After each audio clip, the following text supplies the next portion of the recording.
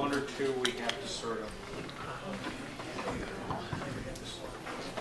The ladies we let do as you please. We don't try and tell you what to do. Good morning. Good morning. Good morning. I'll try better. Good morning. Good morning. Welcome to meeting number 230. We got 234. 234 meetings. Wow. 20-something years, 20 plus years. And guess what? We're still learning. Just a comment, I heard a couple people in the meeting as I was sort of wandering around saying things like, oh, gee, you know, I'm sort of dumb, or gee, that was stupid, or blah, blah, blah. No, I'm not going to allow you to do that. You're not dumb, you're not stupid. Ignorant is the correct term. Now, as my co-founder Mark Cobb would say all the time, we're all ignorant but about different stuff. And I just want to remind you that one of the guiding principles of a user group is if you get enough people in a room and you ask a question, somebody's going to have an answer, or at least be able to point you towards an answer. So that's why we come together. We don't come together because we're brainiacs. We don't come together because we're know-it-alls. We come together because we're human beings who don't know everything, and there's some things we need to know, and we go to people we trust to find out those things. So you're the people I trust, and hopefully I'm one of the people you trust to do that. So it's important that you remember that that's sort of the guiding spirit of this. With that said, our main presentation is going to be given by one of our members, Rick Cartwright, and it'll be on doing paperless office. Now, this is something I've been hearing about paperless offices for like 20 years. I'm going to be interested to see, you know, what his take is on it. In the past, I think it was mainly more of a marketing ploy to sell us more paper. Yeah. So I'm hoping you'll enjoy that.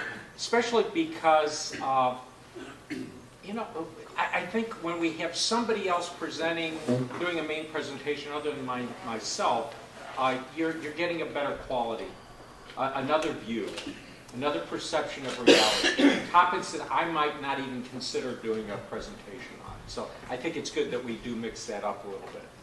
All right, now, with that said, we're going to seg into the first part of our meeting is what we call the welcome, or the embarrassment, and that's where we ask the people who are visiting us or new members to introduce themselves. So the first one I'm going to do is John Spears. So what I'm going to ask you to do, John, is stand up, okay, to say hi to the folks, and then tell us what kind of Mac you got or want to get, because we get a lot of people that don't own Apple equipment at all, and what do you use it for, or what do you want to be able to do that you don't know how to do? Okay, John Spears. I'm here at the request of Margaret, my friend and neighbor. Okay, I'm a neophyte. I've been using computers for 20 years. I have an iPad 1 and an new iPad 4, and I just want to learn a little bit more about using the iPad. And I've had it for a year, whatever. Anyway. So. Okay, and your desktop machine is oh, it's PC. and it's running. You gonna throw me out, right? No. Windows XP, Vista, Windows 7. I can't remember. Okay. So No, just it's XP. okay. Just so you know, Windows XP end of life April next year. There'll be no more security updates and such. So at some point, you need to think about what you're going to do with that machine. Are you going to take it to Vista or Windows 7, or I wouldn't do Windows 8. Okay. Thank you. All right, so just make sure you remember that. Just at the break, say hello to John. See if you can borrow money. Okay. And then the other one is also somebody who's new, but they decided to join up without even seeing what we're about. And that's Evans. And Jim, I'd ask you to do the same thing. Good morning. My name is Jim Evans. I'm a recovering PC user. I just bought the new iMac, and now I'm just in love. And I'm a testimony for against the adage that you can't teach an old person new tricks. Right, all right. And again, at the break, say hello to Jim, make him feel comfortable, see if you can borrow money from him. Okay.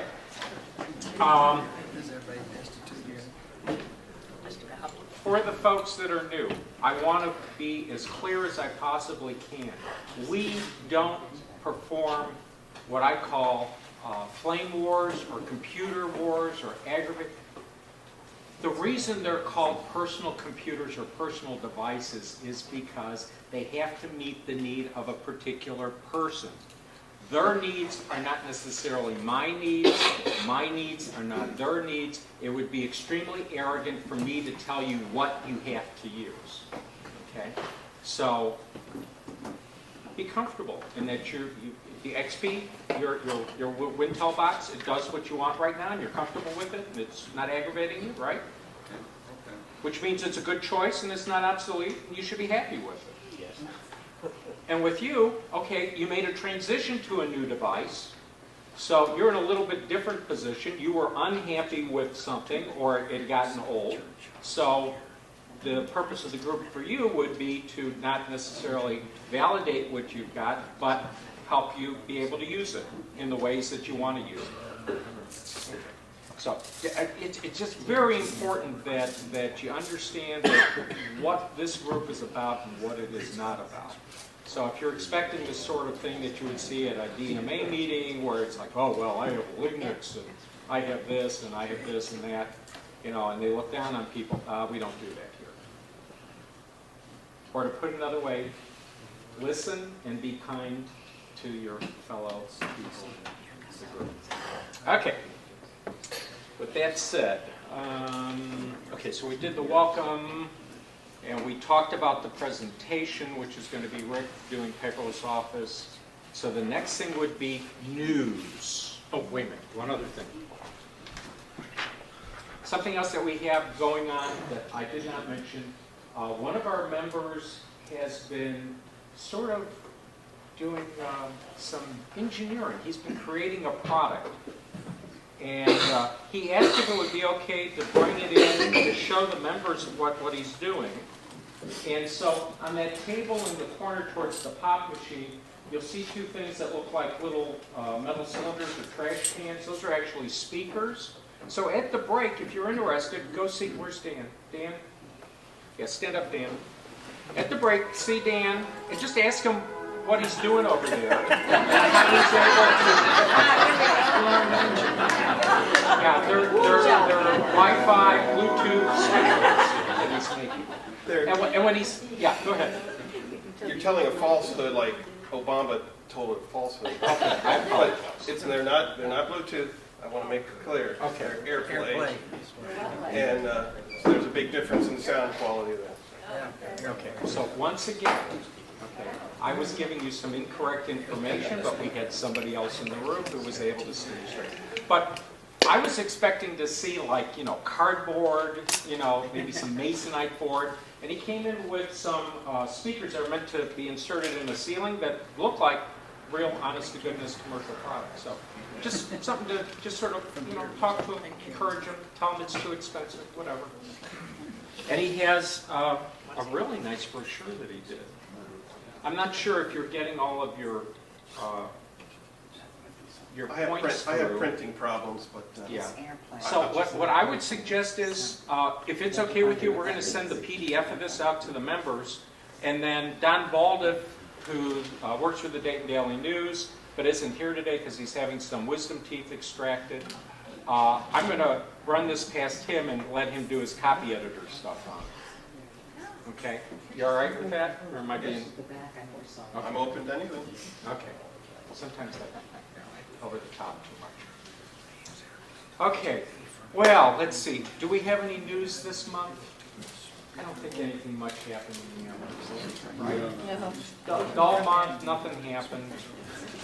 New operating system for the Macs.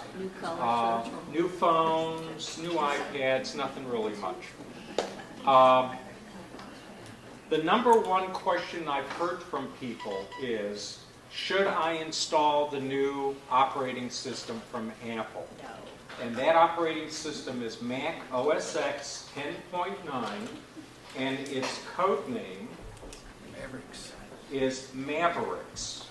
Mavericks. Okay, so we're done with the kitty cat names. No more kitty cat names. Yeah. I think they should have gone for Sea Lion, but no, they decided to go for Mavericks. Now, normally I'm very optimistic, and I say, yeah, go, it's great, wonderful, et cetera, et cetera.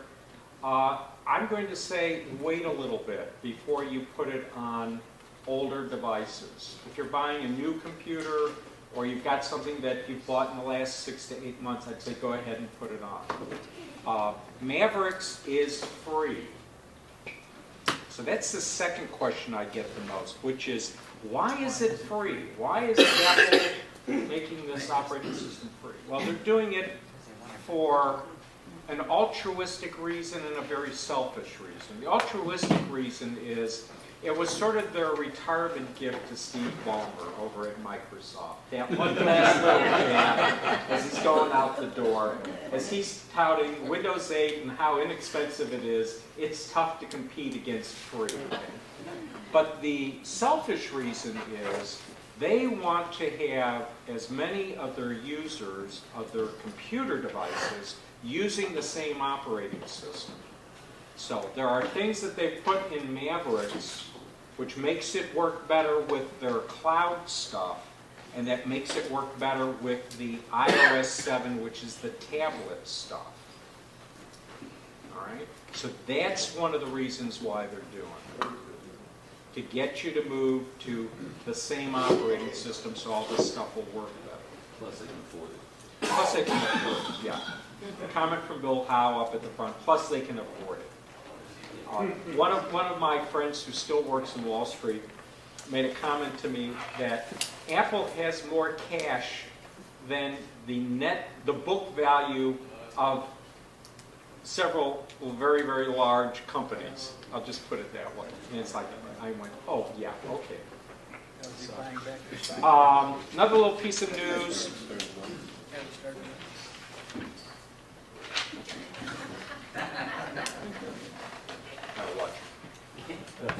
Gotta watch the help. Okay. Anyway, one of the other things that happened is the PC manufacturer Dell Computers has gone private. They are no longer a publicly traded company. So it looks like Michael Dell took the advice that he gave Steve Jobs many, many years ago, which was, if you really can't run Apple to where it can serve the needs of the shareholders, you ought to just sell it off, take it private. So he's done that with his company. Going back to Mavericks, since it came out, I've done 6 home visits where people have installed Mavericks and they've been having problems. I want to just sort of go through those 3 categories of problems. The first one had to do with either Exchange email or Google Gmail, where Mavericks was not working well with that. As Mark George has reminded me this morning, Apple just released a fix for that. And Mark was telling me his Exchange server problems have been resolved, and I noticed my Google Gmail problems have been resolved. So that was one of the things that people were having problems with. Another one that they were having problems with, and this is going back a couple years when Snow Leopard came out, the printer manufacturers have not updated their drivers for their printers and their scanners for Mavericks. So if you have an HP, an Epson, a Xerox, a Brother, basically any of the major printer manufacturers where it's an all-in-one printer where it does the printing and the copying and the scanning, those scanning drivers are probably not going to work. But there is a workaround for it. Not a solution, but there's a workaround for it. In your computer, if you got a Mac, you get this up here. You go to Applications. Make sure it's still there. This one right here. So, program that I just clicked on, the icon looks like a camera. It's called Image Capture. All right, it's a legacy application. It was originally there before we had iPhoto to talk to our digital cameras. Image Capture talks not just to cameras, but also talks to scanners. So if you've already installed Mavericks and you need to scan something, use the Image Capture program to talk to the scanner. That works. And then I'm assuming that within another 2 to 3 weeks, the printer manufacturers will come out with their newer drivers for Mavericks. And Apple will distribute that through their software updates program. The third problem that I've seen out there has to do with the computer not recognizing your user account password after Mavericks has been installed.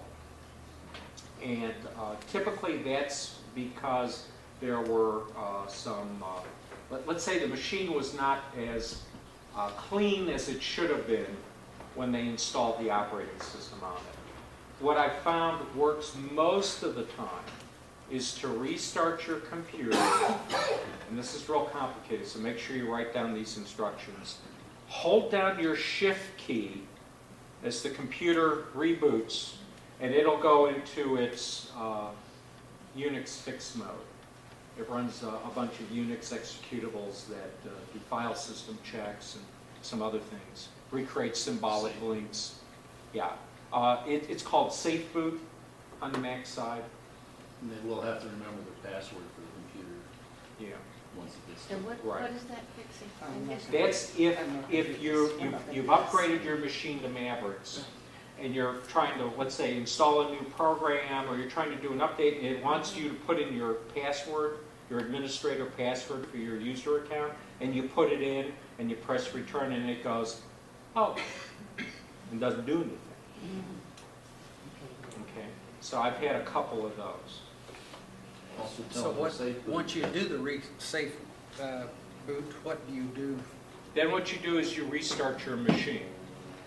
You don't have to take some action, Nope. just do one safe reboot. Yep. I was trying to be funny when I said it was a really complicated set of instructions. Waiting for other shoe to fall. And make sure you reboot it, because if you don't, there's a lot of things that won't work. Right. Was that the shift key that you held down? Yeah, and it can be the left or right shift key. Doesn't have to be a particular shift key. Does the shift key thing work for older versions of system, operating system? Yeah, they put that in, I believe, with Panther or Tiger, so that would be Mac OS 10.3, Mac OS 10.4. And it's one of the standard maintenance things that I recommend people do once a year, twice a year. I do it when I change the batteries in the smoke detectors. And I go to each machine and I reboot them and I hold the shift key down. And then you restart it after? Yeah, yeah. So in other words, you let it, what will happen is, on the newer machines, you'll see a little progress bar at the bottom of your gray screen with your Apple in the middle, and it'll come across. And then it'll come up and you'll be at a login screen, and in your upper right-hand corner, it'll have in red letters, Safe Boot. On the older operating systems, right above, right around the area where your little icon for your account is, it'll say Safe Boot there, and then all you do at that point is just tell it to restart. Okay, and I don't want to go into the details, but basically there's all these Unix executables, maintenance routines, cron events, and it does those to clean up the system and do some wonderful stuff. FSCK is not a 4-letter word. It's a good thing. Okay, so anyway, but for most people, I'd say wait just a little bit longer before you put Mavericks on. I would wait until maybe the next meeting. The other thing that's going on is that they've also released quite a few of their previous iWork programs that you had to pay money for, and now they're going to be free. You got a statement on that, because I checked that out. Yeah. That's why I upgraded the Mavericks, because they said I would get those free. Mm-hmm. It has to be a machine that was bought within the last 6 months or so to have it, because it wouldn't Right, or it has to be for the iPad, it's only with a new device. Right. Right, like brand new device. Yeah, I don't know, my little, I have a Mac Mini, and it's older than 6 months. Mhm. But I did go to Mavericks, and I did go and say, download pages, numbers, and pages, keynote numbers. Because I had bought them before, and they all downloaded and installed. Yeah, if you already owned them, Right. they'll come in. But there's a way to get around it if you don't own them. And that is, if you have downloaded at some point a trial version of iWorks. Because it can't tell the difference between the trial version of iWorks and the real deal, and it'll upgrade them and make them into the real deal, and there's no serial numbers to put in. That's the other thing that Mac users forget. How nice it is that you don't have to put a 25-digit serial number in for your operating system, and then when you install your browser, you don't have to put another number in for that, and then when you're updating Office, you still got to put the number in there. Yes? Aside from Maverick, I have 2 iMacs and 2 laptops, all with varying software and various age. Yeah.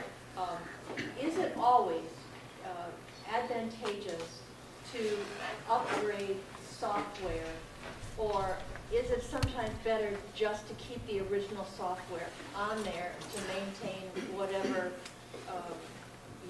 connectivity is important for the other software programs? I have not ever updated software with an existing computer. I've always stayed with the original computer software or bought a new computer. So I'm just curious because many people download upgrades on their existing computer. And on my newer ones, I do have the space to do that, but I always wondered whether it is always a good decision. Okay. So, the first thing is, if we're talking about a device, computer, we're going to say either laptop or it's an iMac or, a Mac Mini, Power Mac, Apple computer. I'm not talking about tablets now. Apple computer. The first thing to look at is what kind of chip is running it. Is it a PowerPC chip or is it Intel? Okay. If it's PowerPC, I usually tell people to just leave it alone. Right. Because you can only take those up so far. The last operating system from Apple that will work on PowerPC was Mac OS X5 Leopard. But not all PowerPC machines could run Leopard. Okay. That's different. Okay. Okay. The other thing to consider when you're upgrading an operating system is how much memory do you have in the computer? Because what was adequate for Mac OS X4 Tiger is not going to be enough if you're running Snow Leopard or Lion or Mountain Lion or Mavericks.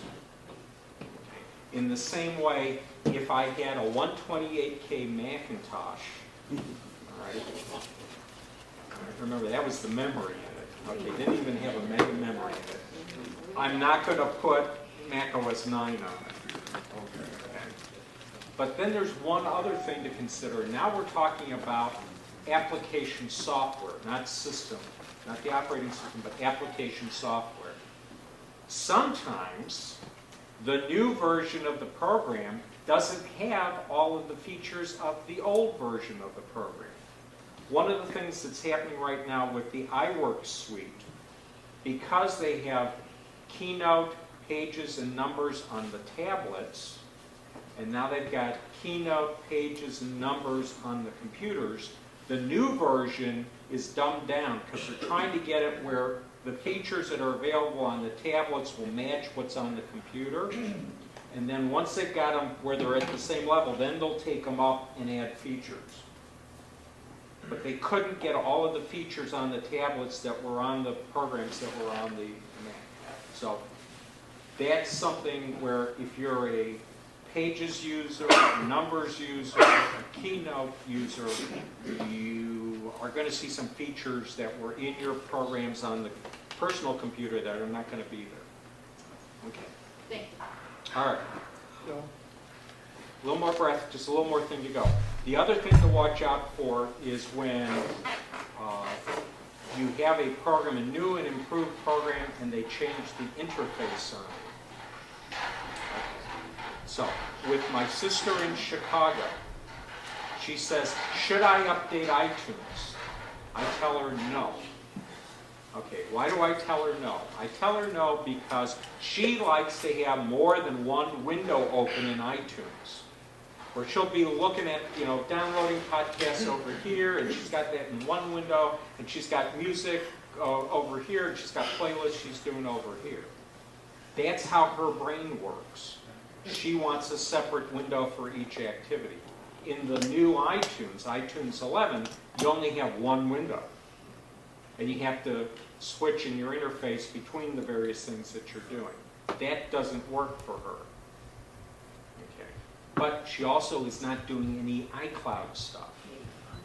So the old iTunes on her Mac Mini is what's going to work for her. So personal preference is what? Personal preferences are very, very important. Okay? Thank you. Yes. I I'm going to just- go up front and I'll go This is over. what's simple. I just downloaded the new pages on the iPad, and look, it won't go horizontal.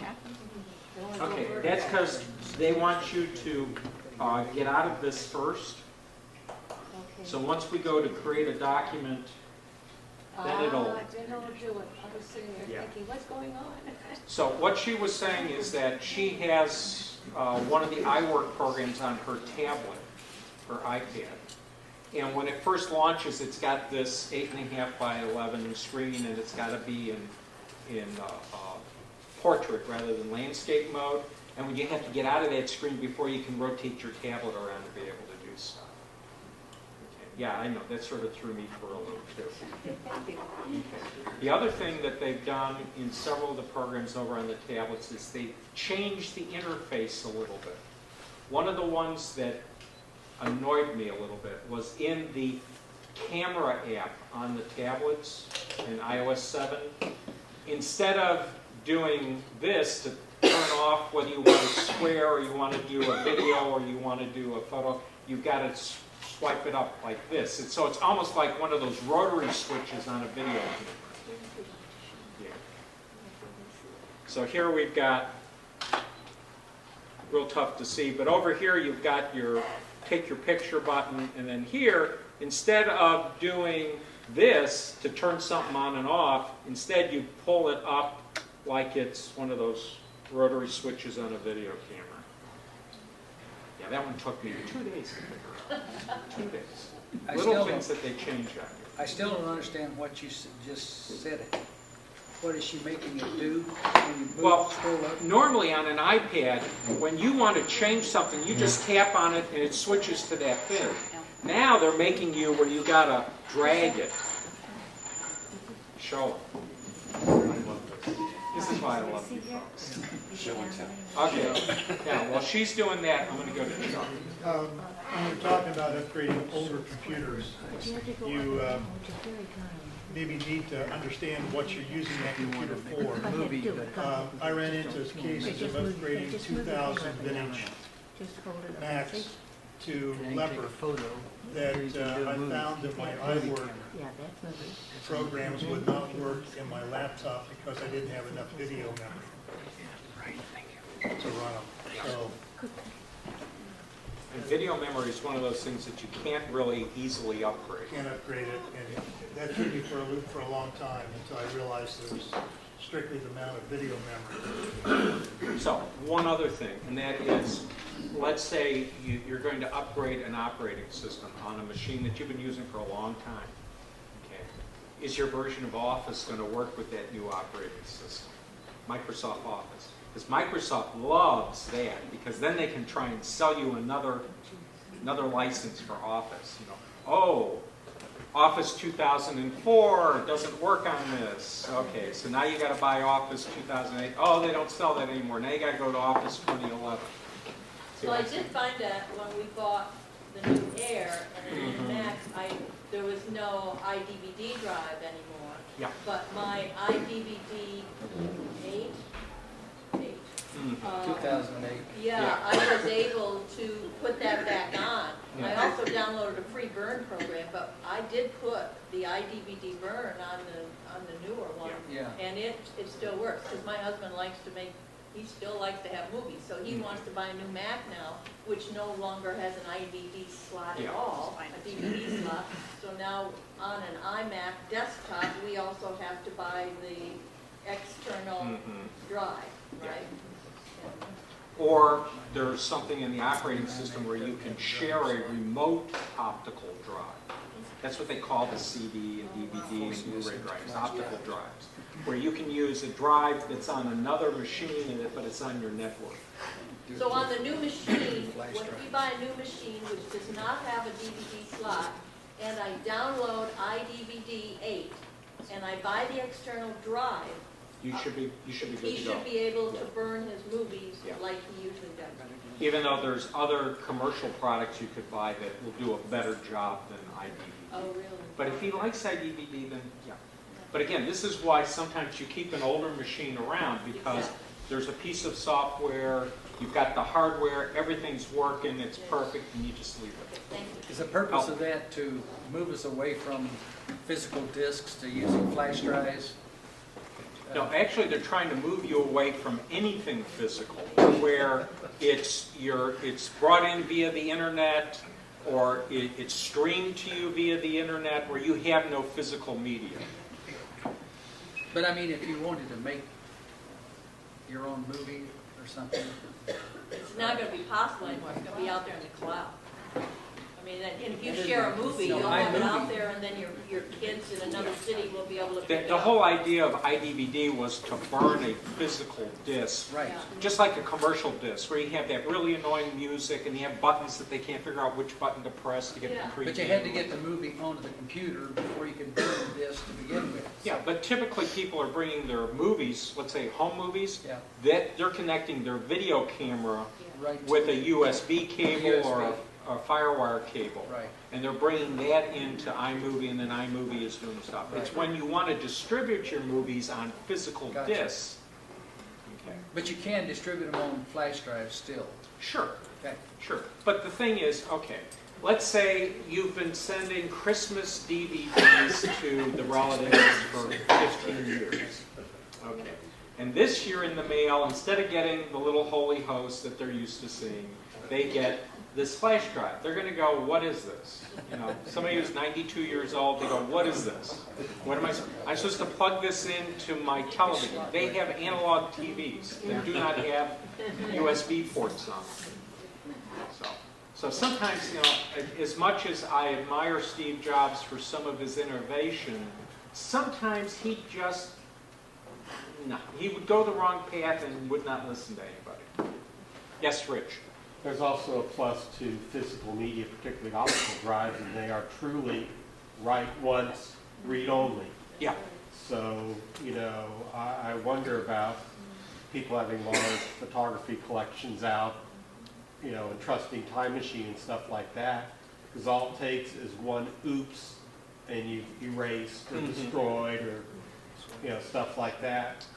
And in fact, in the last month, I've become aware of a company called MDisc, who has made a standard for a long-lived DVD archival plaque.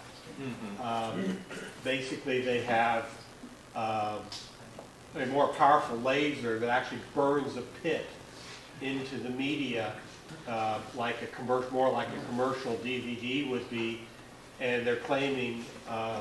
Okay, but when you're burning a CD, your laser is burning pits in that. You know, it's making a chemical change. It's changing a dye from one color to another. It's chemistry. Okay. This is actually a physical. Okay, I've got the Yeah. real deal at home where it's burning the. I remember proms. Yeah. But No, anyway, I'm it talking actually. about an optical drive where it actually, and I can't use the regular CDs on it. I got to use the. That's because it was the dyes. Yeah. You're changing a dye color with the laser. Here it's actually literally burning something. But they claim 1,000 years lifetime of these things, whereas hard drives and the commodity DVDs and stuff you get have a lifetime of like 10 years or so. And so it's something that, you know, assuming you can find a DVD reader, which, given the prevalence, you know, 40 years from now, that's not unreasonable. You know, this is long-lived media that you can burn and replicate stuff. I think the era of optical media is not over yet.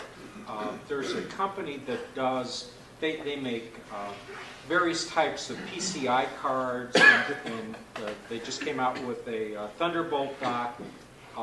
It's called Sonnet, and they have a product which is coming out fairly soon where it's going to be a Thunderbolt dock, but in it is a Blu-ray reader-writer, which means that, you know, that way you're putting several tens of gigabytes of data on one disk.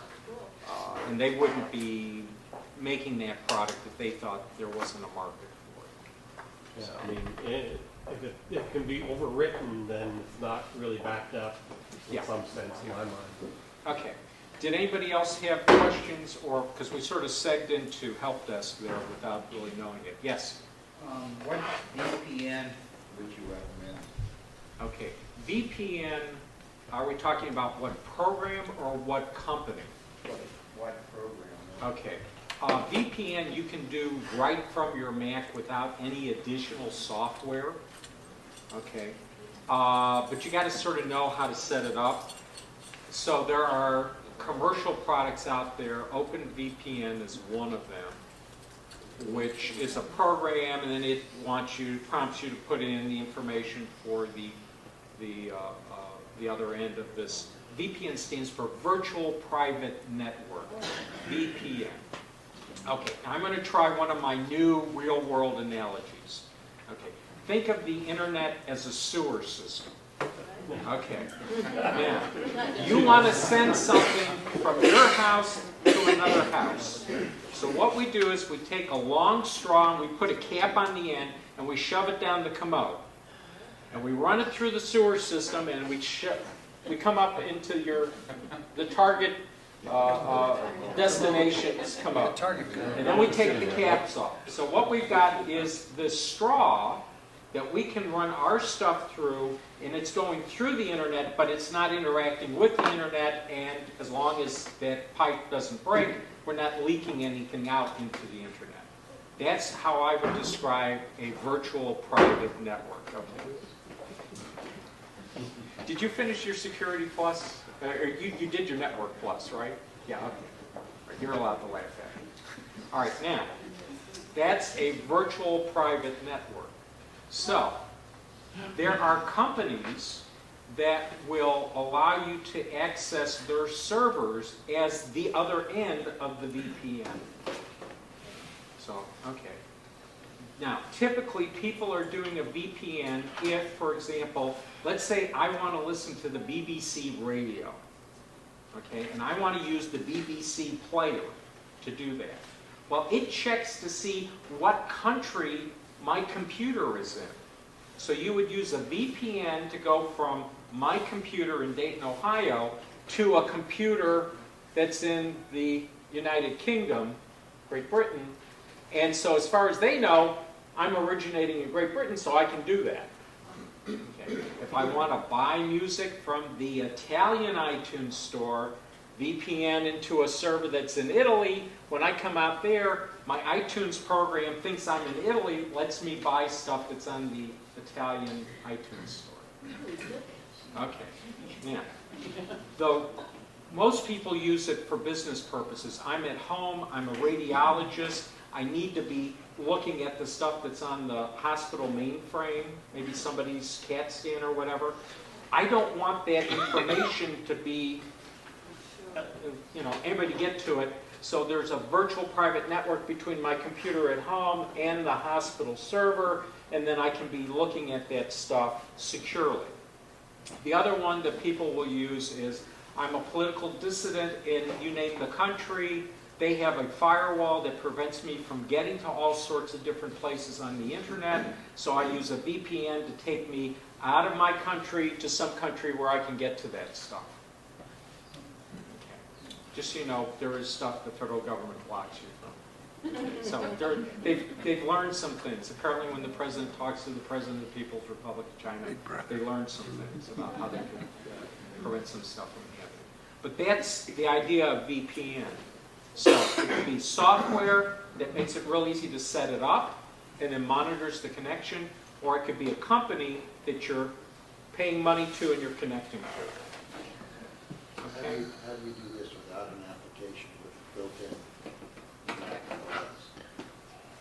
You go into your, it's been a while since I did this. System preferences, network. I'm assuming they didn't move it. Okay, new interface detected. Okay, remember at the very beginning I said be kind to me. I just put Mavericks on this laptop and they may have moved some stuff around. And if I remember correctly, if I go into advanced, okay, that's the Thunderbolt bridge. Okay. You need new. I need new. So I'm going to click over here, new, interface, VPN. Okay. So I'm in a Mac operating system on a computer, not a tablet. You can do it differently on a tablet. I go into my system preferences, I go into network, I click on the plus because I want to add a new thing. And when it comes up, I put in this stuff. Now, you need to have already made arrangements with the people on the other end, and you know what how to connect, how their stuff is set up to do VPN. And the other thing that's a complicating factor, let's say you're doing this from home. Does your cable modem in your router allow you to do VPN? They may have those channels shut off. Think of your internet connection as being a Golden Gate Bridge. All right, you got those big cables holding the Golden Gate Bridge up. You look at it, it's not one big piece of metal. It's literally hundreds of separate wires that have been spun together to make one big cable. Think of the internet the same way, with each wire being a different port. So HTTP, port 8080, that's going through this wire. FTP services through port 21, it goes through this wire. UTP services use this part of the cable. So VPN, there's a particular port that would have to be opened up on their server, on their network for you to connect. Typically, you see it most used. But you can select a port. Yeah. You do that to confuse people that would try to get into your stuff. You'll, instead of doing FTP services over port 21, you'll move it over to this other port. Sort of like if you got a CB radio, you go, I think Smokey's listening to channel 21. Why don't we switch over to the other channel, and you guys go over and you're using a different channel to talk instead of the regular ones. Well, is it the same thing when you would call and take over my computer to do housekeeping? That's remote desktop, Oh, okay. and that uses a different port to do that. Okay. My understanding though was that you also use this if you're on an insecure network like a library or Starbucks or Yes. someplace like that. Yes. Now remember, the tunnel originates not on their network, but on your computer. So to take my original analogy, you're visiting a friend's house and you're putting a straw down his commode.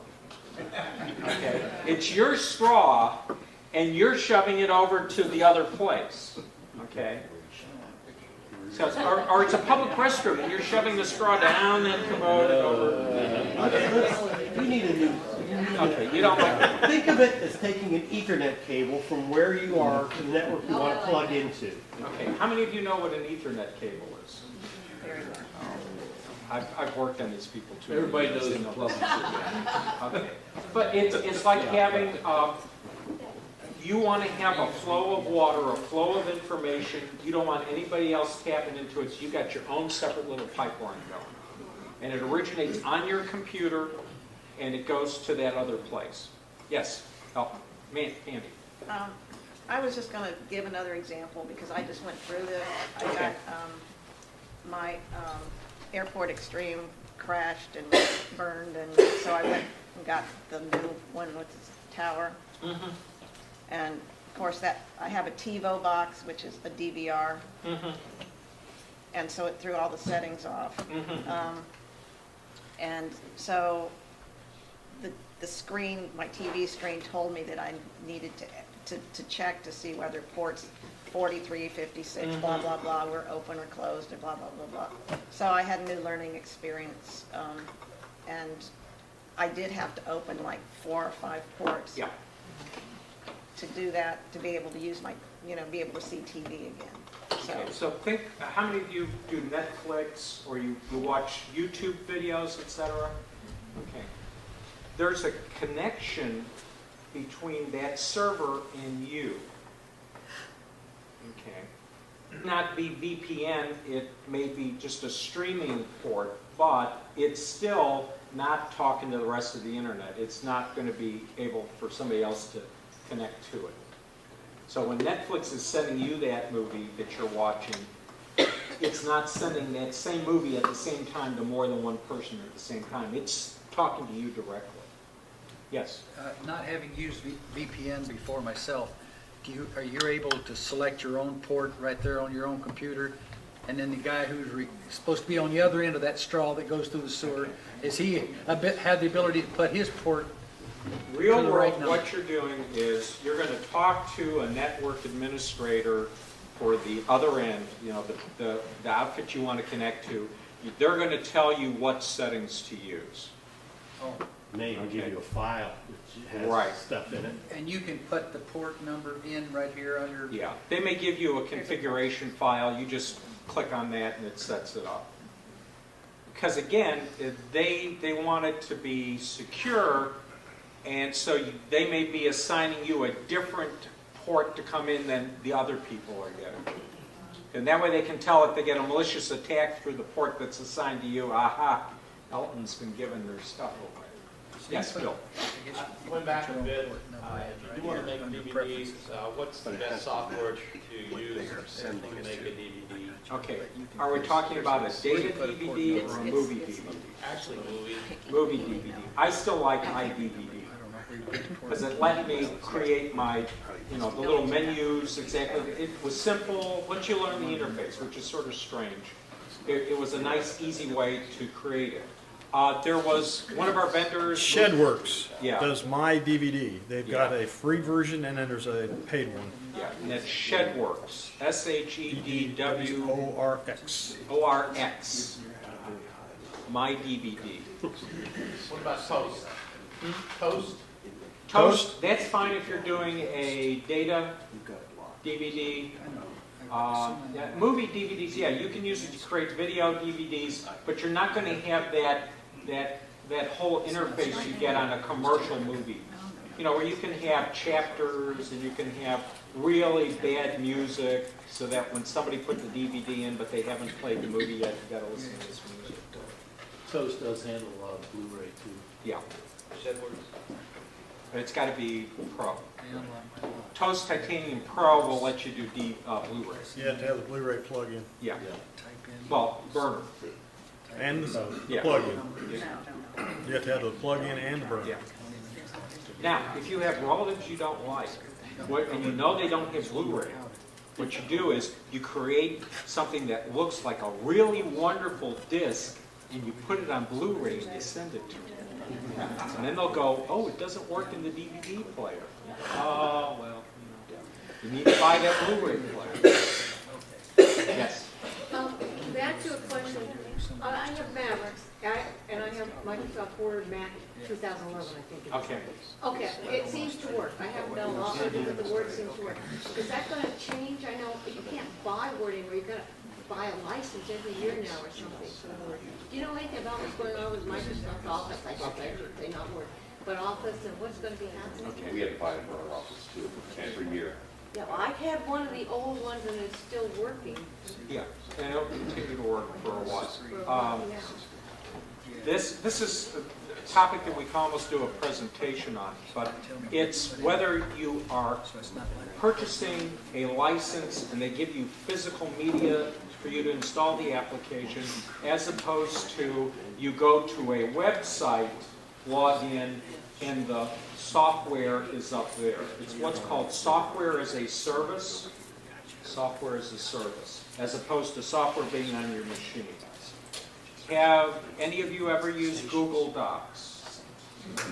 Google Docs is software as a service. The program that lets you create those word processing documents, those presentations, those forms, is not on your computer. It's running on that server that you're connecting to via the web, World Wide Web, and Internet. Or for those of you who are old enough, remember time sharing on mainframes? You're sitting there at your teletype and you're cranking numbers. The program wasn't running on your teletype. It was running on the mainframe. Time sharing, TSO. Okay? So sometimes the new stuff is the old stuff, but they put lipstick on the pig. So my Mac 2011 that I bought and actually installed on my computer will not work for quite a while, but then if I ever have to upgrade, I'm going to have to change to using the service. At Pay some $100 point, a year. Microsoft will stop having a physical media I think installed. they have already. Then we go to LibreOffice. That's what I was afraid of. So then it's I said, no, you can still buy it, home and family. Yeah, you can still buy it. You can still buy it, but this is where they're going because they think they'll get more money out of a subscription as opposed to just selling you the software. Yeah. That's what I Okay, was afraid we'll of. see what happens there. I don't know how that business model is going to work out. Now, let me look and see what time it. Okay. Now, what I'm going to say at this point, okay, was there anybody else who had a drop-dead important problem that they need to take care of? That was computer related. I don't do the personal relations stuff. Okay. So then what I'm going to suggest is that we then do the raffle.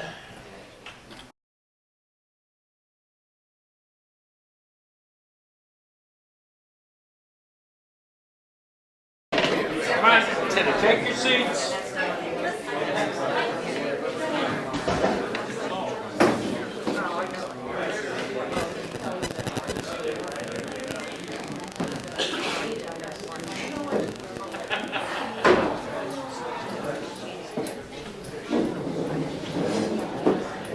Hired a file, stapling, getting paper cuts.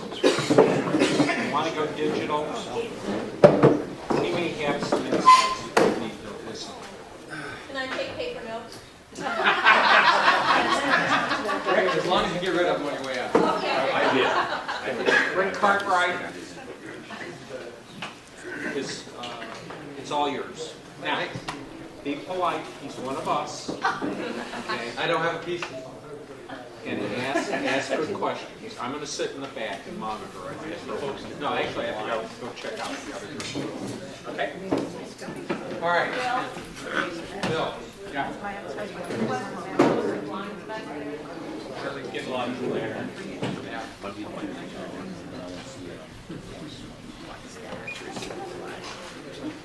All right, can you hear me in the back? Yeah, I don't carry real well sometimes. If I get too soft, if I get too fast, throw paper. All right? So we'll get those closed. Everybody see all right? Is that good? Thank you. Is that good? It's good to me. Everybody all right? Yes. Okay, I want to talk a little bit about Paperless Office. I'll give you a little bit of history and context as we go through this. First of all, this is me. A little bit about me. First of all, I recently moved. I worked at Illinois Tool Works for 30 years. Recently moved to Hankton and Eden. I'm probably the only person in the whole place that uses a Mac. So I'm a devoted Mac user.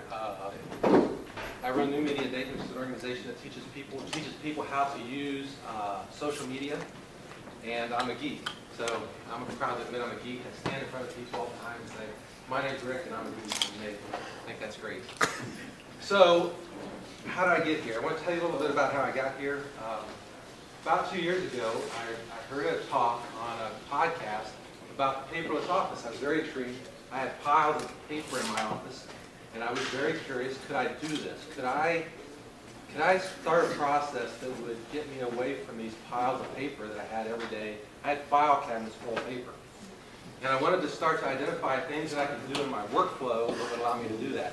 Sometime shortly after that, a favorite podcaster of mine wrote a book on paperless. And it's available in the iBook store. It's available on Amazon. It's a great book. And I listened to him talk about that a few times. I was very intrigued. And so over this 2-year process, I've been incorporating more and more of this. And in my new job that I just started 2.5, 3 months ago, I have almost no paper in my office. So, and what I get, I process, and I'm going to talk a little bit about that today and what I do and how I do that. A few more things I should mention. My bottle of water's in the light. A few more things I should mention. I live in the cloud, and not everybody's comfortable there. So some of the things I'm going to show you today are very cloud-based. You don't have to do all that, but it's the way I function and the way I work. I'm very comfortable with that. I take the proper security measures. There's some things I can't put in the cloud because of security reasons at work. But for the most part, I live there. That's where I live and work. I'm a rapid adopter. I tend to use the newest and latest. I upgraded the operating system before it's even public. I'm an Apple developer, so I'm always on the newest and latest operating systems very early. I'm very comfortable with that too. So as you see some of the things we talk about, you'll notice that I tend to use things like that that are pretty early. You don't have to do that either to be paperless, but that's what you're going to see, and I just want you to be aware of that. The other thing you'll see today is I'll talk about very specific apps that I use in my workflow. I'm not paid by any of these people to tell you this. I'm not selling anything. I just want you to know that before you go in that I'm not promoting these products. I'll tell you about alternatives, and there are other alternatives I won't talk about, but you need to know that. So you know a little bit about me and how I work. Rick? Some of you have seen this. Oh, yeah. You've seen this.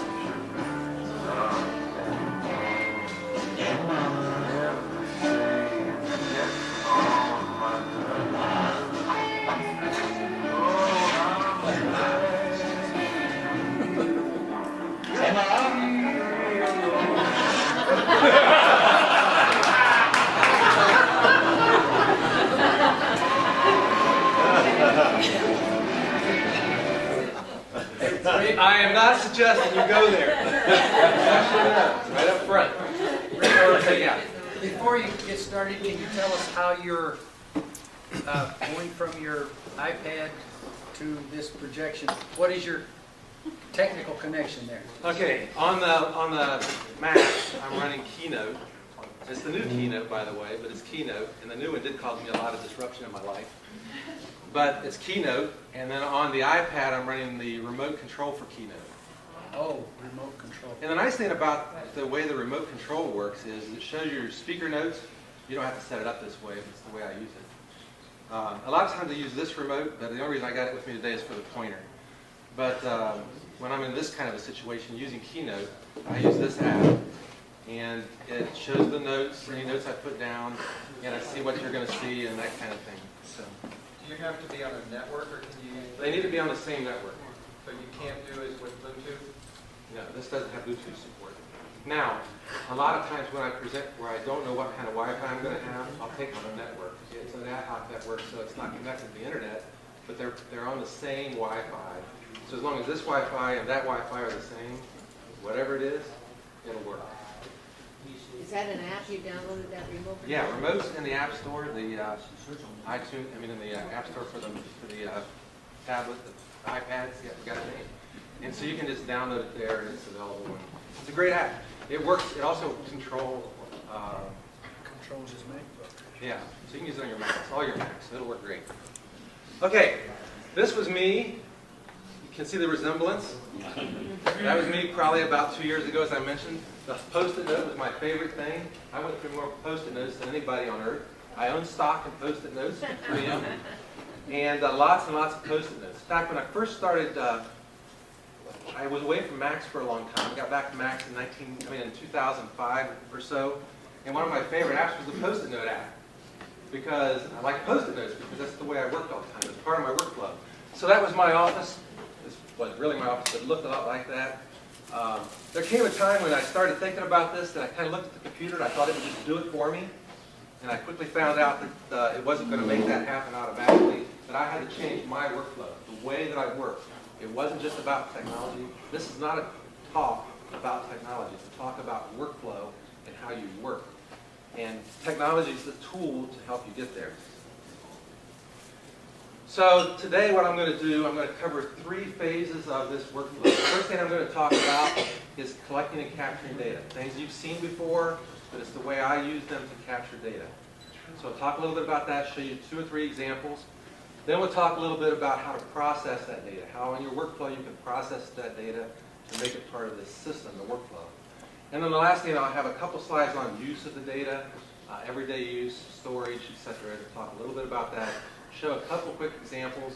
I'm not going to dive real deep into this because we could be here all day talking about that. Okay, collecting and capturing data.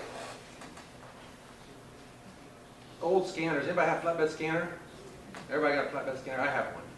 It's in one of those 3-in-1 devices that Bill talked about. I would get very frustrated. The reason I didn't scan data was because of how frustrating flatbed scanners were.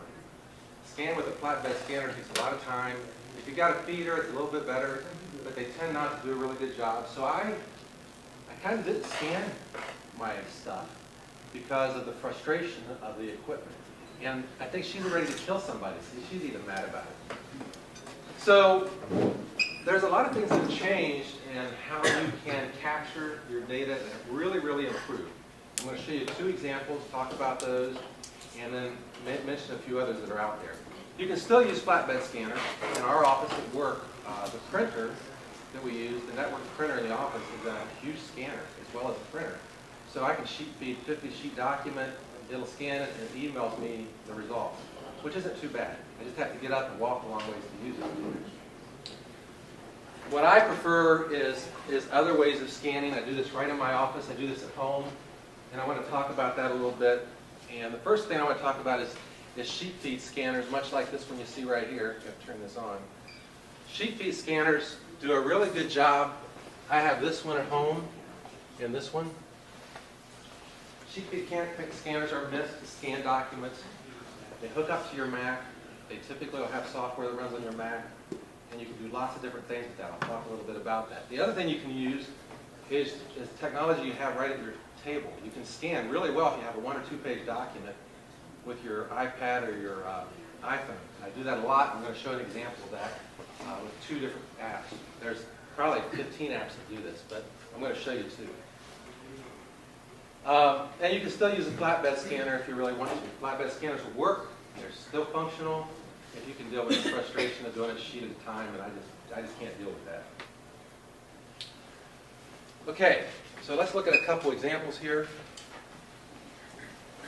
I want to talk about the Fujitsu scanner that I use, and I'm not promoting the product, but I do want to tell you how it works, because almost everything does the same kind of thing.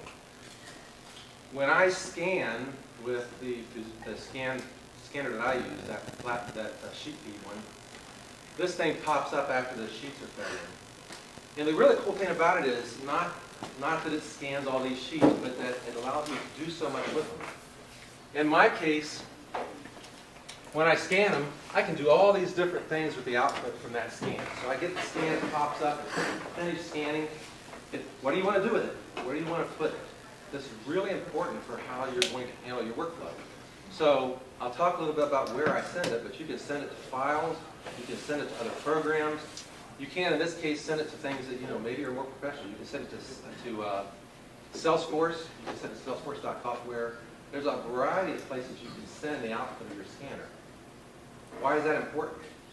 Well, if you're going to use the things that you scan, you want them to be part of your workflow, you need to know how you're going to organize them, how they're going to be part of your workflow and your process every day. And then you set this up so that it works inside that process. And I'll talk about how I do that in a few moments. So that's what this does. I can even scan them to iPhoto. I can scan them to Excel or Word. I can scan them to all these different places and put them in the different modes. Now, something really important. Yes? A question on your the way that was set up, it looked like if you scanned something, you were sending it to all those places? No, They you were all click one. checked. You click one. But they were all selected, weren't they? No, they weren't all selected. It looked like that because of their iconology. You just pick which one. They weren't all selected. I'll go back. They were all available. This is the available. This is the programming screen where you set up what you're going to use. Okay. It tells what's going to be on this display. Make sense? Okay, so the one was to set up your menu Choices, set up what's displayed on. I display that just so you can see all the options. This, and that's the way mine is, and I got all of them. If it goes to Office, Yeah, does it OCR it, or you get? that's my understanding what I'm talking about.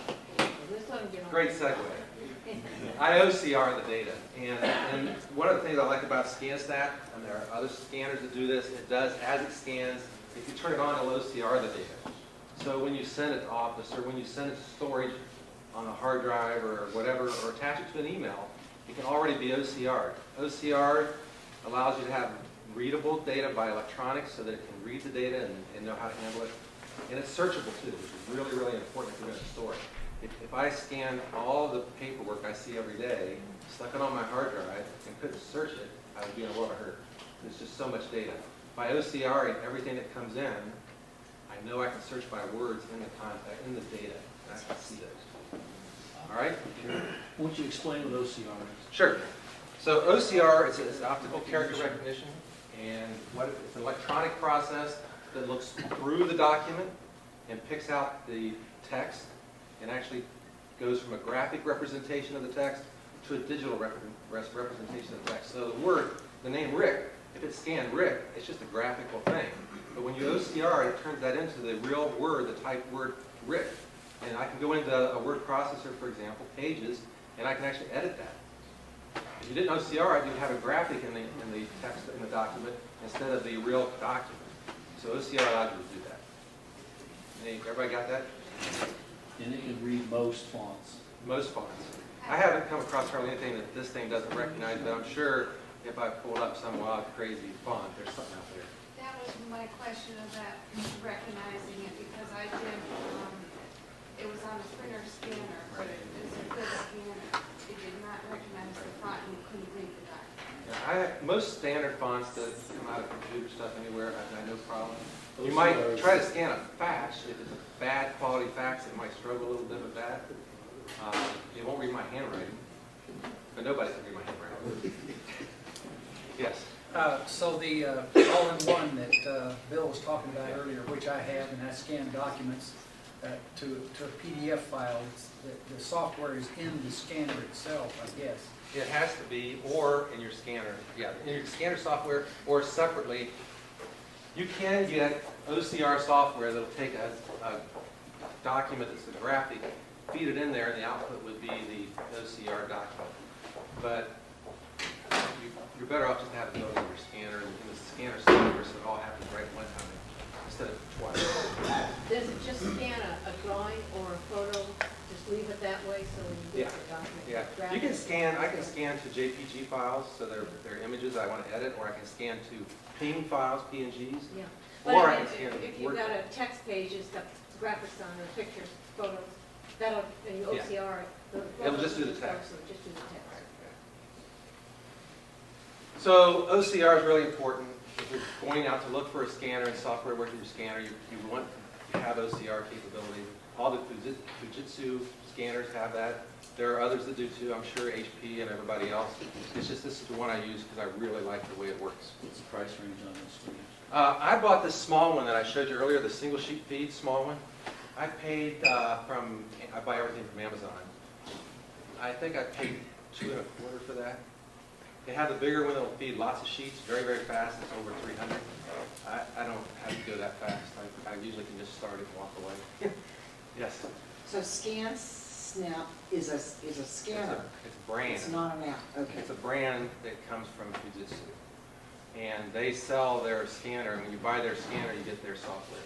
And they have it for PC and Mac, although only a few of them are probably PC unique, but they have it for both. Last time I gave this talk, I had to give it to 70% PC folks, so, you know, I've adapted to both. All right, The other way is this way. Now watch, this is going to actually run. This is automated, so watch, this is my iPhone. I put the paper down on the table. I'm going to take a graphic with it inside the app, and I'll tell you about the app in a minute. The app's called JotNote Pro. I grab the corners of the paper. You don't have to do this with every app. I just drag it to the corners of the paper so I get the whole sheet nice and square. You can tell it automatically get that, but this particular piece didn't always do that very well. Once I get that done, I take the picture. It grabs the picture of the document, and there it is. And then I can send it as a PDF by email. I can save it to send it as a fax. I can attach a password, or I can open it in another app on the phone, like email or like PDF Pen or whatever document, whatever service I want to use. I've done this in meetings. People think I'm weird, but they hand me paper, I scan it, and I give back the paper. What's the name of the app? This one's called. These are all different ones that I've used. Hang on. That's JotNote Pro. There's a whole bunch of these. Some of them cost $3 to $5. There's a lot of them in the App Store. JotNote Pro is really good. It costs somewhere in the $3 to $5 range. I really like it. There's a couple others I've used. I'm going to tell you about one more in a minute. Yes. Does it work with iPad as well as your iPhone? Yeah, it works on the iPad too. And I've used it with the iPad. I tend to do it more with the phone because I just like the way the phone feels when I'm scanning. But I've used both, the iPad. And in meetings, I usually am taking notes on my iPad, and I just don't want to stop taking notes to scan a picture. So I tend to do it more with my iPhone. You have to have a really steady hand when you're doing that. No, this particular app is stabilized, so it actually wants you to get a little bit stable, but you don't have to be super stable. It grabs a real fast snap. It's pretty high speed on your. Is that OCR also? This one will OCR later, but I don't like the way this one OCRs, which is the next thing I'm going to tell you about. There's a new app that just hit the market, and that's this one here. Anybody heard of or used PDF Pen?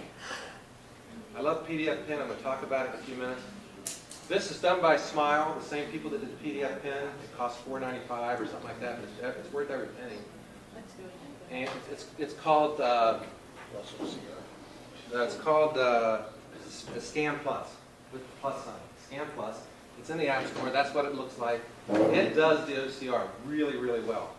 And I switched to using this one almost exclusively over the last few weeks since it came out. It was just released 3 weeks ago, I think. And it does a really, really good job of scanning. They don't have any images of it working. But it automatically gets the whole page, picks the corners right every single time that I've used it. And then it scans the image, and it does the OCR. And you can send it in various formats. You can do all the same stuff. Send it directly into PDF Pen, or email it, or whatever you want to do with it. All kinds of options. Yeah. What do you usually scan to? PDF format or? PDF is almost universal. You can send people, I send people PDFs and everything. Because they can open it, whether they're on PCs or they're on Macs or whatever they're on, they can open it. So that's what you're And I almost always scan things to PDF. I store things as PDF, unless it's something that I know that I have to edit, or somebody else is going to have to edit. PDF Pen has output so that once you scan a document PDF, you can convert it back to Word or whatever. And I use that if I have to convert it. Most of the business world's in Word, unfortunately. So I usually store everything in PDF. It's like 99.9% is PDF for me. And it works really well. So this is a great app. I like it better than the other ones. You can look through all the apps that are in the App Store if you want to get one of these. They're all pretty good. I found that a lot of the ones that I originally started with that were free didn't do everything I wanted. You use that place, the one you just showed us before? I use this more often, yeah. Almost exclusively now. I needed a few weeks to test it and see if I liked it. And I've kind of over the last few days, I just added this yesterday because I really wasn't sure until this week I really kind of settled in. I was in Chicago with a huge restaurant chain over the week, their headquarters, and we were going through a lot of papers, and I decided this week I was going to use it exclusively, and I really like it. So. If you have next to a document that has pictures in it, though, Yeah. it wouldn't work. How it works, it'll scan the whole thing, and it'll store the picture in there too, and just OCR the text part. The picture will still be What there. happens with the picture, though? It Stays there. still stays there. Yeah. Document format is still Yeah. laid out correctly. It'll be a .pdf file, yeah. So is its name Plus OCR or is its name Scan Plus? It's Scan Plus. Scan Plus. So it's just, plus the OCR is just saying we do OCR, they're making a big deal out of it. They do really, really good OCR, so I really have no doubts about the OCR. Yes, ma'am. I've tried to modify or edit PDF documents, and I've not been able to do that unless I bought more software. We're going to talk, yeah. I'll tell you a way to do some editing right on your Mac, right out of the box, here in a second. Okay, But I'm going to tell you the way I do it too, and which isn't free. So I'm going to show you some of those. I scan business cards too. You may not have a need to do this. I'm a religious business card scanner. I never keep any of them. I throw them all away. And so I scan them, and it bothers some people when I give them back their business cards. I just don't keep them. I mean, they hand it to me, I lay it on the table, I take the picture, I give it back, and they just get freaked out. Because some people get paid by how many business cards they get out, you know? And so it bothers them a little bit. But I do this. I use this app. There's a ton of these too. There are a lot of these card apps that will scan business cards. Some of them will OCR it and store it right into your address book. The reason I use this one is because it's connected to LinkedIn. It finds if they're there or not. The other thing this does really well,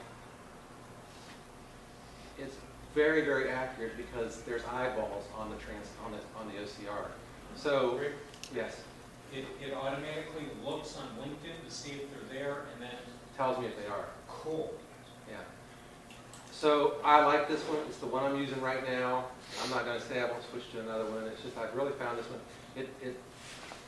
You'll notice if you start using this one that it takes a little bit of time to see the thing actually in the address. It keeps a separate address book. It keeps a parallel address book that's inside the app. You can go to a person in there and click it and say, put it in my address book. I like that. I like having the business people all stored in one place and not put them in my address book, my personal address book, until I'm really sure I want them there. And I probably have a few hundred names in there, and only a small percentage of them do I really put into my address book. I use those phone numbers in there and everything. I just don't want them in my iPhone address book for everybody that I meet, because everybody wants to give me a business card. So I like card mulch. I didn't show any example of it working here. It does a studying thing, so make sure you get a nice steady thing. You put the business card, it's got little marks for the corner of the card. You get the corner of the card right there, snap the picture, and then it all happens automatically.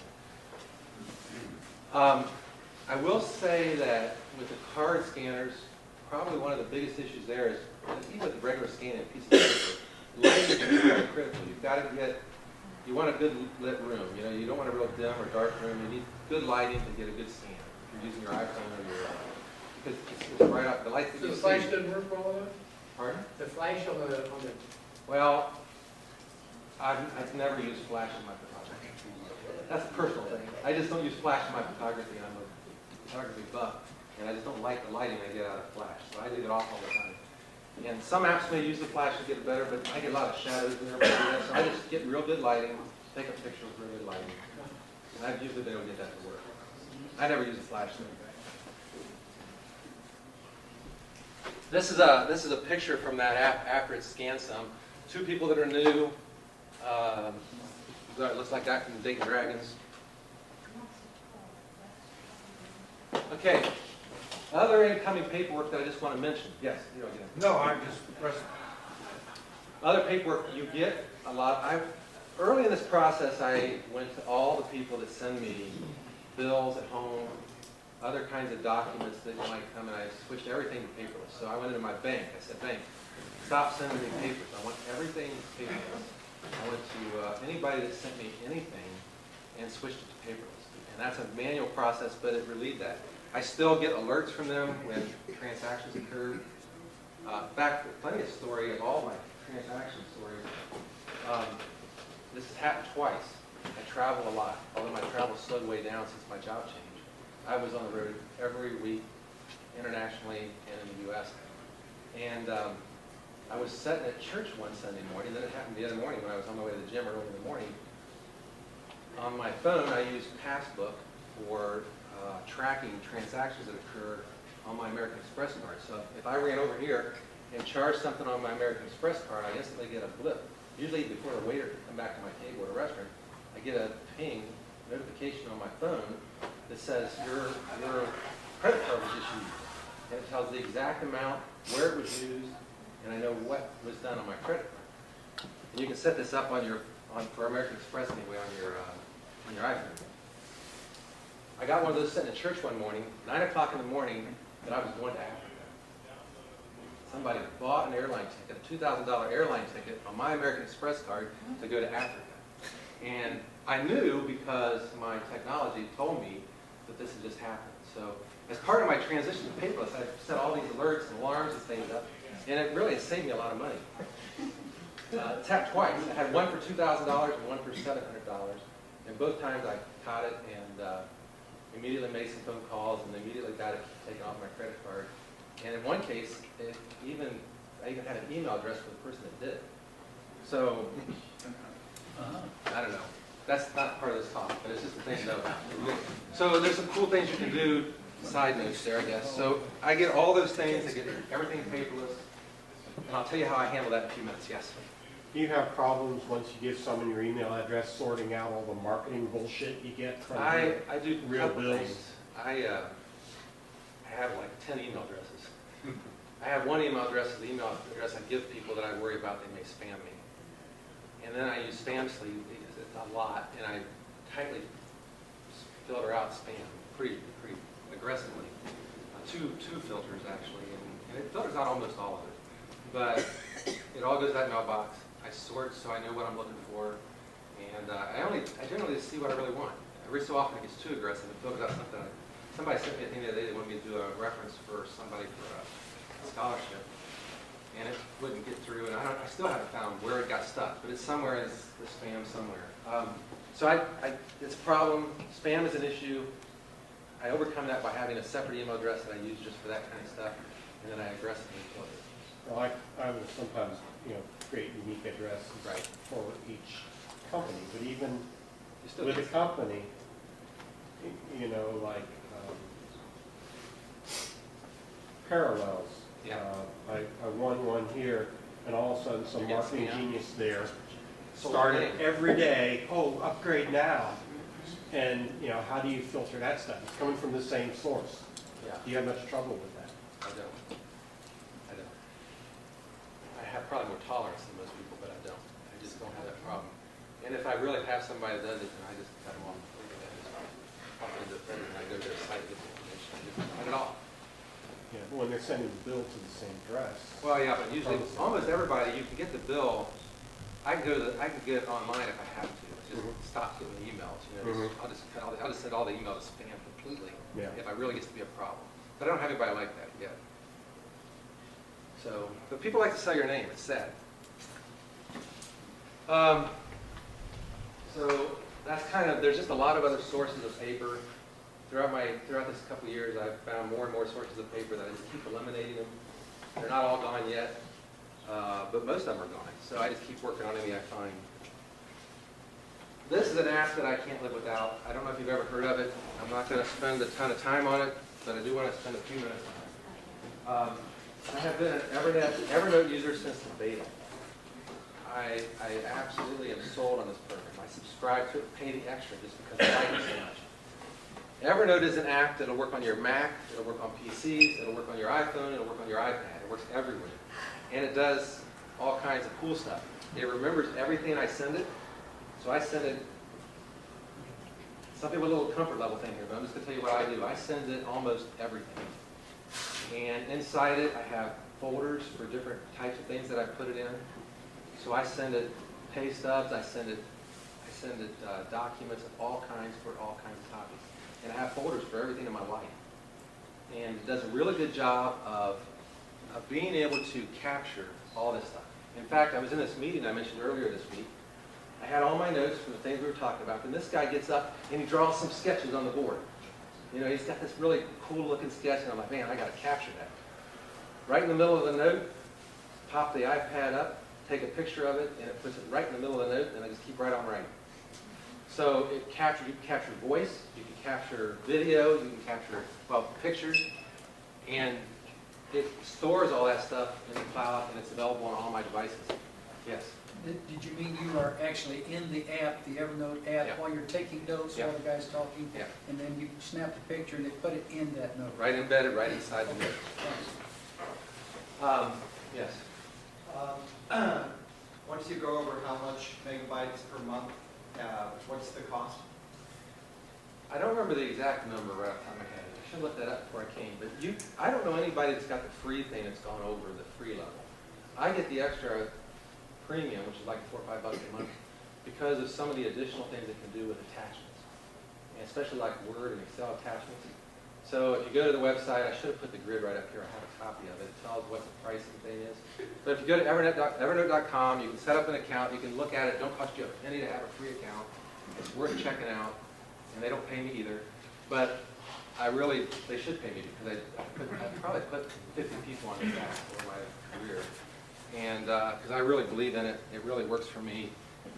You can access your information from anywhere. I get it on all my devices, and you can search for data. It's got a really great search tool. You can search by tags. You can search by name. You can search inside of specific categories. So it's really easy to find things, to store things. You can do about anything you can imagine in there. I'd be interested if you have some words to say on how you've decided what the names of the folders were. Yeah. That's the problem I have is trying to get a system that is reliable for storing all the stuff. And Evernote, I've been very careful to organize it by project or related things, workflow type things. Like for example, if it's related to a particular project at work, I have a master category for particular customers, and then different categories underneath there for the types of things they do. And I keep all this stuff very much organized that way for work. For home, it's related to parts of my life, and I use that by name. Now, in my file structure, I tend to organize things by date and by project. But here, I tend to let the system take care of the dates, and I just organize it by the type of project work it is, whether it's at home or there. My life, I'm an engineer by trade, been a general manager for a long time, and I think by project, so I organize by project. Some people can't work that way. Some people, even pictures, they do it, maybe it's just by an event. I have some spots, some folders in here that are events. There are specific events that occurred. There's a lot of stuff related to that, but most of it's by project.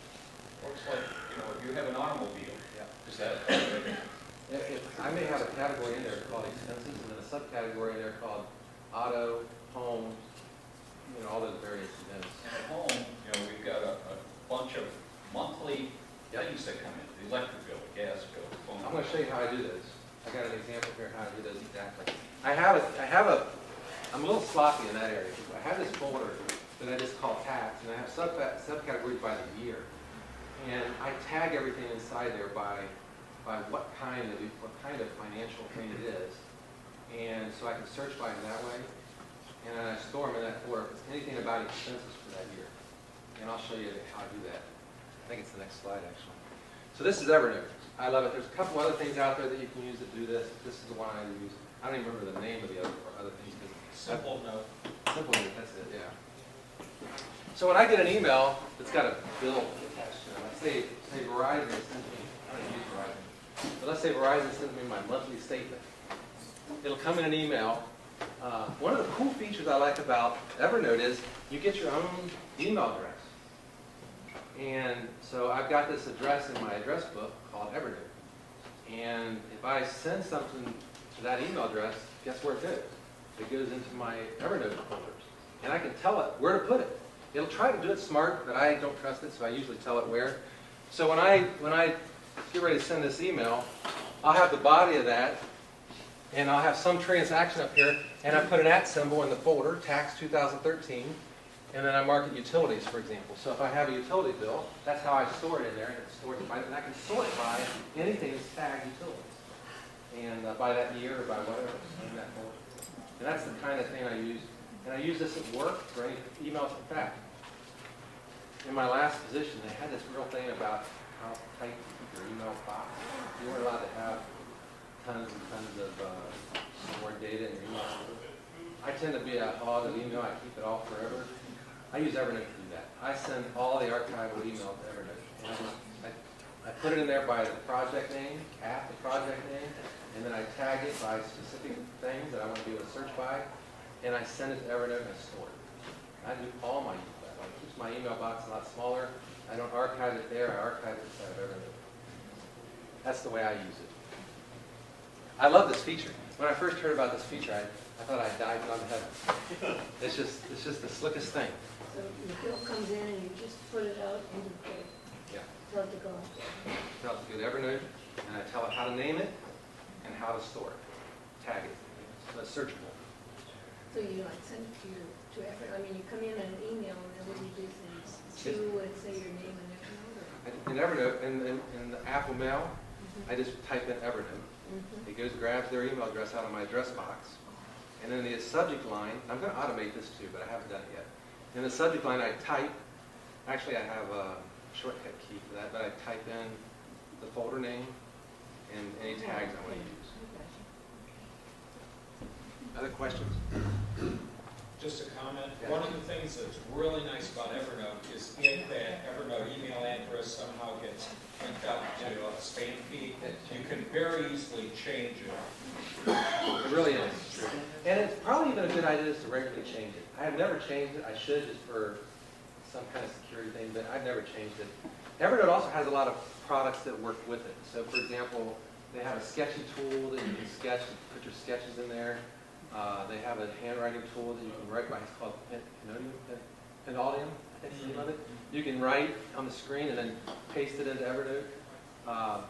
They've gotten really close to Post-it note people, so I should go back to Post-it notes because they set up this very specific camera thing where you can, even for a Moleskin, that you can have a Moleskin size thing. So if you write by hand in a Moleskin notebook, then you can just snap it and it stores it in here. To me, that's redundant. I just want to do it once, but a lot of people really like to write on paper. And if you really want to write on paper, before you leave today, you can scan it into Evernote. So that's kind of how that works. Process, just a few items.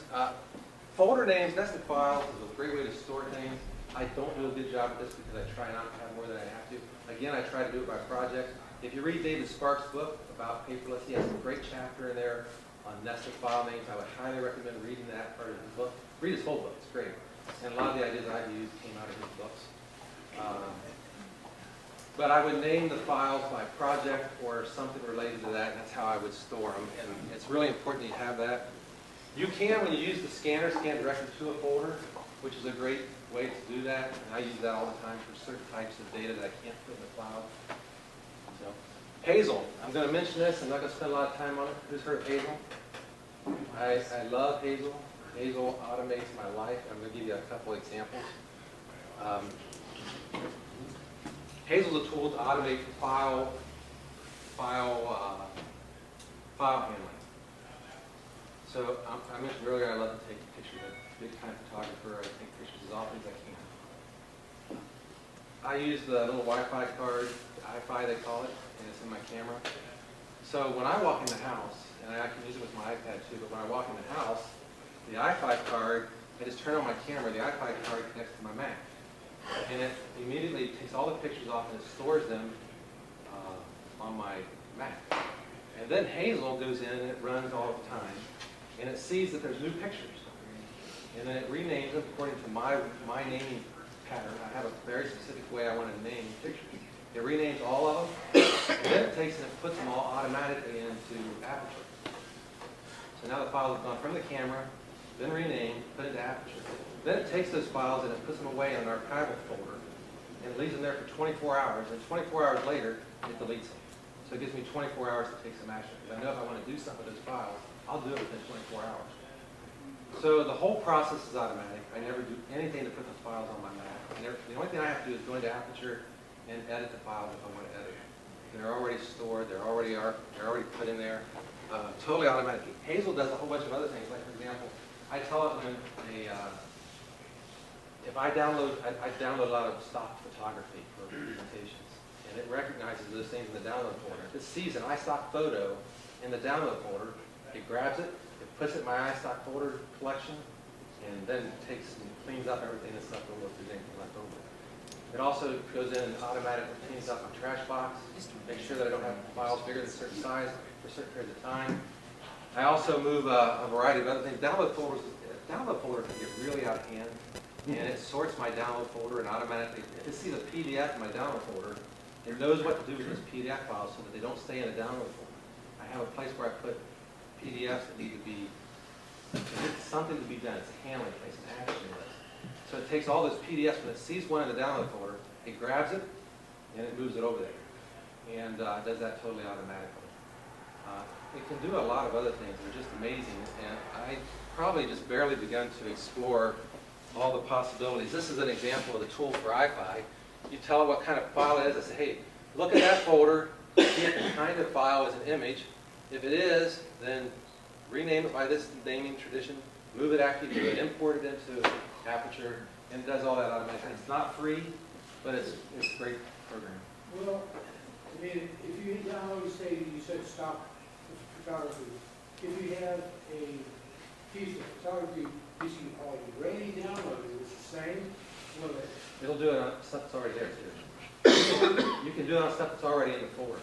well, you'll eliminate one of them, or can it sort those things, or what? It can sort if you put enough stuff in here. It's whatever you tell it to do. You have to tell it what you want to do with those files and how you want to treat them. I mean, there's something to allow to. Yeah, this. You define what you want the rules to be. You have to write rules for that. It's a little techy, a little geeky, but you have to write rules to tell it how to work. And it's in a nice template tool. It can even look inside the files and look for words. So if you have text files, it can look inside and search for words. Like, you can say, okay, when you see a bill come in from DP&L, if you see DP&L in the document, rename the document, move it over to wherever, say you want to move it to a Dropbox or whatever. It can do all those kind of things. It's really, really smart. There's another benefit you get. In order to do this, you have to think about the documents you're bringing in and what do you do with them. And what I found when I did this sort of review is about a third of the stuff I was downloading, it's like, why did I download that? There was no reason to download it. So you end up downloading less, and the stuff that does come in is getting automatically filed for you. And you clean up your hard drive. Yeah. You have less junk on your hard drive, especially in the download folder. Yeah. If you were to be hit by a runaway truck on the way home this afternoon, would your spouse or others My spouse be able would, but my to son would. be able to retrieve this? My spouse would not. She's pretty geeky. I've done that over the years, but she wouldn't be able to. But my son would. He uses a lot of the same tools, so he would. And then I also keep a file on in 1Password where I have information that she would have to know. So and she knows how to get that file.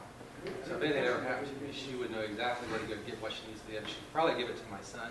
I have 4 of them, but one of them is very geeky. So she would give it to him, and he would take care of everything else. I hope it never happens, but it could happen on my home today. Are you sending Aperture raw files or JPEGs? Mine are mostly JPEG. I do some work with RAW. It would do the RAW files because I would just define it differently. But for most of the photography I do, I just use really, really high-res JPEGs. You lose some, but it's good enough for most of the stuff I do, and I do that. But I could use the RAW too to deal with that. Yeah. So, and then the other thing I do is I also use that card to, when I'm out taking photography in the field, I put everything on my iPad to preview it, so I use that a lot. But we got to move on. We got a couple more things. I want to talk about working with PDFs real quick. I'm going to 2 minutes on that. You can edit some level with preview. So if you pull up a PDF in preview, you can do a lot of things there that most people don't know you can do. So at the top of these tools, see these little toolbar right here. If you click those, and I'll show you an example. Here I click it, and I can go in and I can underline some text. I selected this text, and I actually underlined it. You can also take, in this case, I select over here. I'm going to create a signature, and it'll use the camera if you're on a laptop. I can use the camera, jot a signature, it'll drop the signature, and it'll store it, and you can just paste that signature into documents all the time. And it's really easy to do, and it's amazingly easy once you've done it a couple of times. So you can write your signature out, and then you just hold it in front of the camera, and it'll stick it right in there. And then you just paste it into your PDF file and save it, and you sign your document. I had a guy come to me. I use PDF Pen to do this, which is a little different workflow. I have some examples here we're not going to have time for, but We were in a test facility in the middle of Kentucky. A guy comes to me and says, man, my daughter just sent me this email with this document that I've got to sign. I've got to do this right away. Where can I find a fax machine? And I pulled up PDF pen and I said, email it to me. Luckily, he trusts me. He emailed it to me. We pulled up PDF pen. He signed it right there on the spot. I sent it back to him. He sent it back to her. It was done. And so, you know, PDF documents are really easy to work with. There's tools to work with them. You can do it this way, or you can do it with PDF pen. This is my iPad, and this is another one of those examples. I'm going to take this document. This was the email. I put it into PDF pen, and I'm going to sign it. I'm going to make a real sloppy signature here. This isn't really my signature, but it's almost as bad. So I pulled up, and this is what he did because it's all we had we could do at the moment. So sign it, and then I save it and I send it, email it. You can edit, redact, turn them into Word documents. You can share them with other people, just a whole bunch of stuff that you can do. So that's kind of how that works. And that's pretty much it. I was going to mention FreshBooks. If you have to do accounting for small business, I use FreshBooks for some small business stuff that I do, and it's a great online tool. It's software as a service. They host everything online. They automatically send all the bills out. They collect the money for me. They do everything. It's just a great service for small business. Part of my paperless process. And man, I use that for my home finance because I really love it. They save me a lot of money. Any questions? I think that's everything. That's the book. I highly recommend the book. This is there's a couple others. There's one sitting out here today on paperless. I saw. There's and I know the author of that too does a great job. Yes. David Sparks also does. Did you mention the name of the podcast? No, I didn't. Mac Power Users. Great podcast. Really good podcast. So if you listen in the car or elsewhere, he has a co-host. She's good as well. Yeah, they're great. And the cool thing about that is they talk about workflows a lot. And so there's a lot of other tips you'll get out of that. It cost me a lot of money because he's always talking about it. I go out and buy. And last time I met him, I talked to him and her. I told them both, I said, you guys cost me way too much money. But I listened to it anyway. What is it called? Mariners Program Paperless. No, I haven't seen theirs. I have to check it out. So, Mac Power Users. Who asked that? Mac Power Users. Katie Floyd and David Sparks. He's called Mac Sparky. That's the name of his website. They do a great job. All right. Anything else?